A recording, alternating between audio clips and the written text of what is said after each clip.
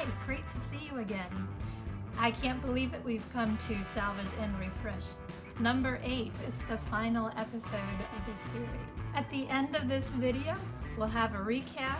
I'll flip through all the pages that I've worked on in my book, and hopefully it'll help give you a little inspiration as you continue to work in yours. In the video description below, there's a link to my website, as well as a cheat sheet that has the exercises and projects we've worked on in our books, as well as some tips to help you as you continue. I'm going to share with you a couple of the things I added most recently. Some things that I have added is I actually put some more color on the cover. I added some magazine pattern that I found that I really liked. A little title and a stamp from New Zealand. I also added some painted parts on this page. I highlighted some words, blocked the others out, and then added some flowers. I added another textured quote here. And another one. You can see that I did layers. First I wrote my quote in the middle and I wrote it around the edges with wax pastel. And then I came over it with watercolor paint, and I really like how the pastel comes up through the paint. Added some more painted flowers, just using simple shapes. I pressed the brush down 5 different angles and then put dots in the middle. Just a very simple pattern. Found a magazine phrase that I liked, so I added that to the middle over top of some other texture I had done. And here I added several different layers, playing with stamping different sizes of foam over top. I used some wax pastel. And then on this page, I like tiny homes, and so I got some grid paper and found some little mini cutouts, and I planned my own hypothetical tiny home.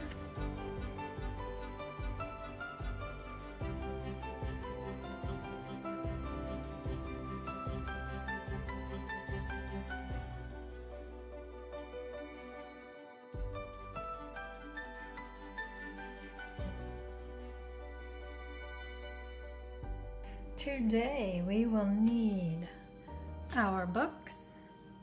We will need glue, either Elmer's liquid, a glue stick, or if you prefer a matte medium fluid.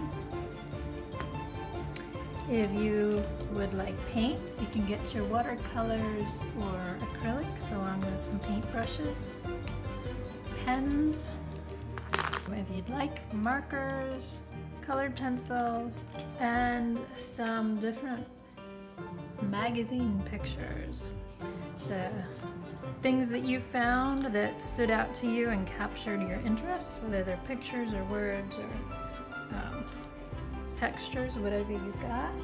Scissors, and the final thing I would like you to get are 2 or 3 items from around the house. My 3 items are a brayer, pair of sunglasses, and a shell. So doesn't really matter, just make sure the size is not larger than your book pages. Grab your stuff and we'll get started. Let's start by taking a look at the things that you've gathered. If you have a larger picture that you really like, that you kind of want to keep intact, you can set that aside because we're going to use that later. And so I think I'm gonna cut this one down, and that's about the size of my page. So I'm gonna set this piece aside for later. Take a look at what you've got in your mind, put things together and see what makes you feel interested. It can be funny or odd, doesn't matter. They don't even have to be particularly connected. It's just, this is just a fun exercise of combining different things that you have, different ideas.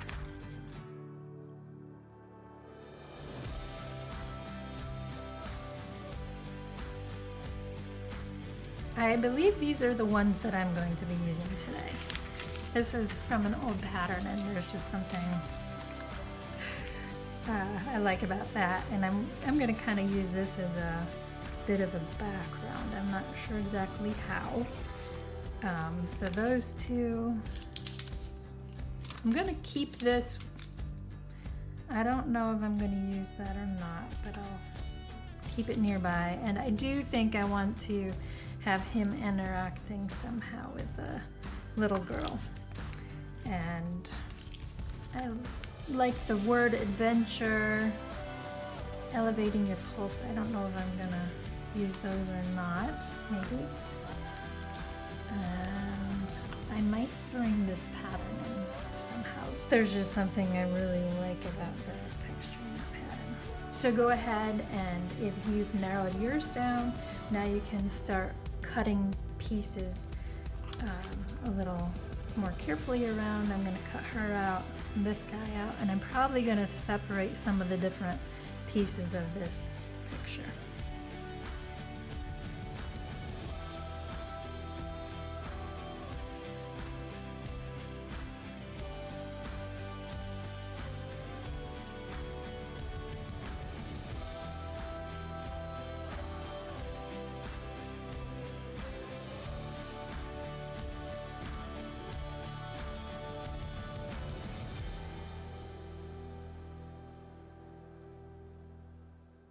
I'm gonna find a page in my book that I want to use as my backdrop.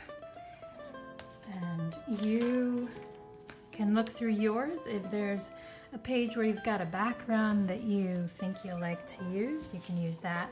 If you don't have anything, you may want to take a few moments to choose a blank page and then add some background color to add some interest for behind the pictures that we're adding. And I believe I'm going to use this page, so I'm going to go ahead and just look at my things and figure out what I would like to use.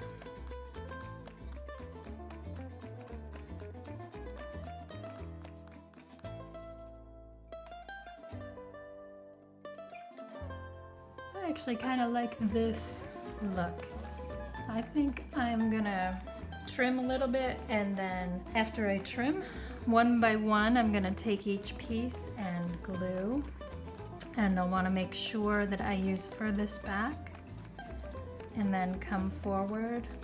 Again, today I'm gonna use the matte fluid medium just because I like how it spreads with a brush, and that makes it a little easier. If you don't have that and you want a similar thing, you can use liquid glue and just add a little bit of water to thin it out a little bit, and it'll act the same way.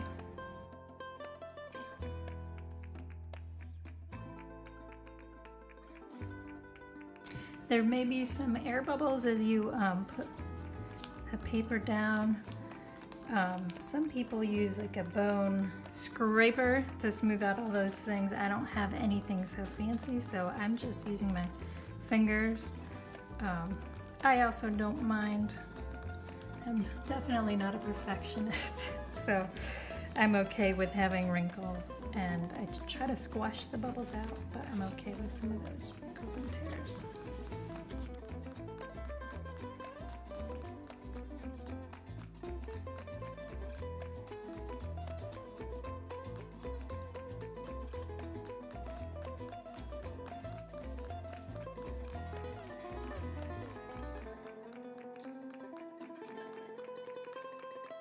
I'm going to add one more layer of the matte medium fluid just to kind of make sure the different layers stay down and stick together. And again, that should work fine if you're using your watered down liquid glue. It should dry clear for you, and you can have the same effect. I'm going to let this dry, and then I will add a few more finishing touches.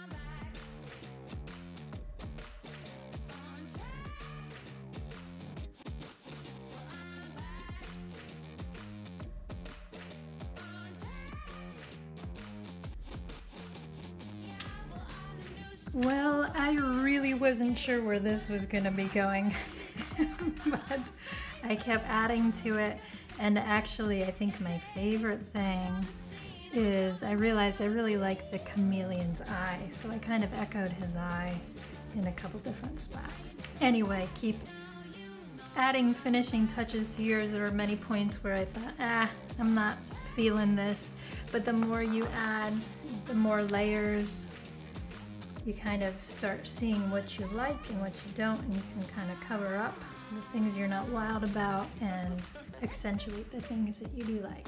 So have fun.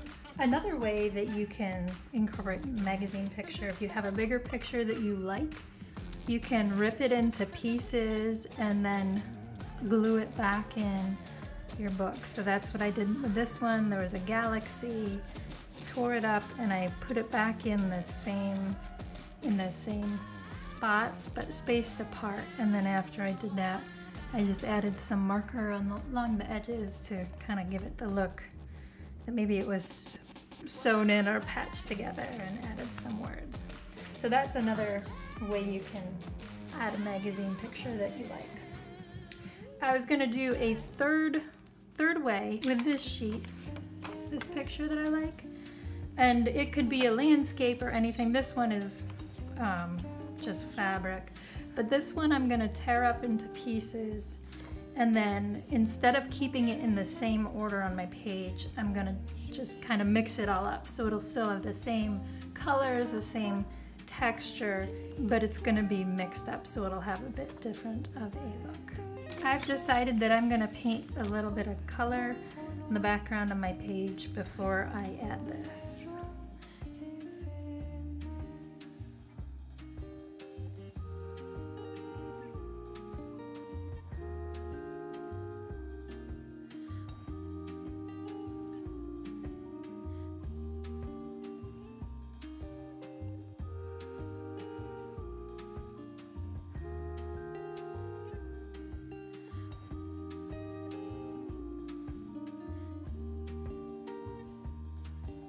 I'm gonna play around with some different arrangements.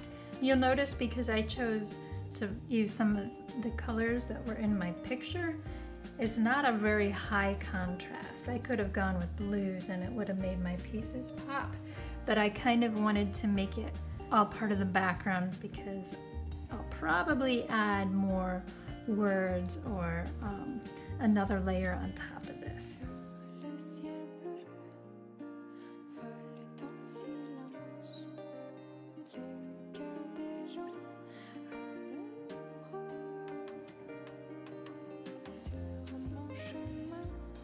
I think I'm gonna stick with this.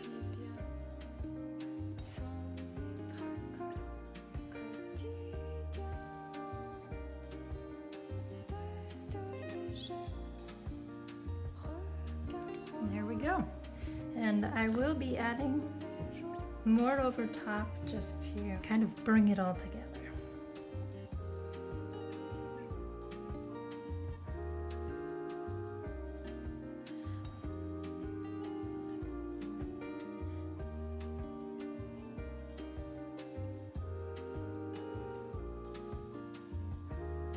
Grab those items that you picked up from around the house. I have a brayer, a seashell, and a pair of cheap sunglasses. Sometimes we can feel like tracing or doing something in a way that's easy somehow takes away from whatever we're working on. And I want you to throw that idea away. Just because it might be easy doesn't take away value or interest from whatever you're working on. So take a look at one of your items. I'm going to start with my shell. See how many different ways you can place it on your page and trace it. So certain items, there may not be that many ways that you're able to trace. And other ones, you might be able to find more angles to trace from. So I'll start with the most obvious.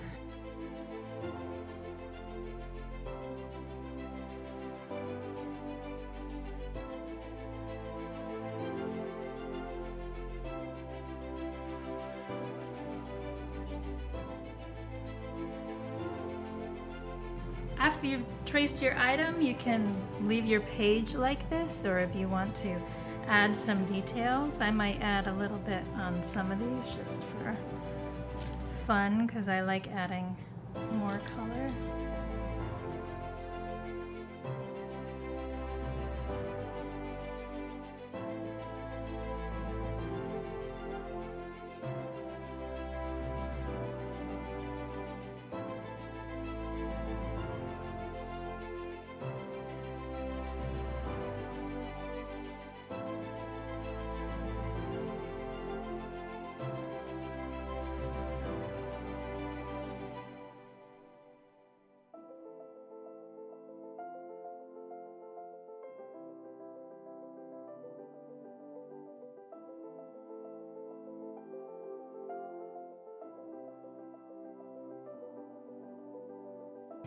Let's take some time and try a couple other things too.